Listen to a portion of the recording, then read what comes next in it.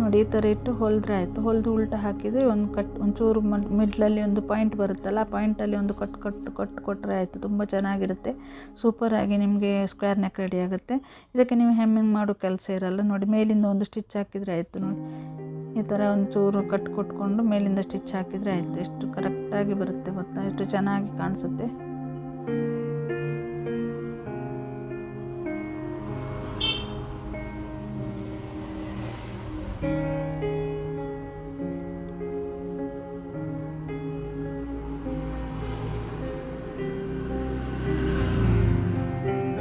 ನೋಡಿ ಅದಕ್ಕೆ ನಾವು ಕೂಡಿಸಿದ ಬಟ್ಟೆ ಇದೆಯಲ್ಲ, ಅದು ನೀವು ಲೈನಿಂಗ್ ಬಟ್ಟೆ ಮೇಲೆ ಬಂದು ಎಜ್ಜಿಗೆ ಒಂದು ಸ್ಟಿಚ್ ಹಾಕಬೇಕು. ಚೆನ್ನಾಗಿ ಫೋಲ್ಡಾಗಿ ಕೂತ್ಕೊಳ್ಳುತ್ತೆ ಸ್ಕ್ವೇರು, ತುಂಬ ಚೆನ್ನಾಗಿ ಬರುತ್ತೆ.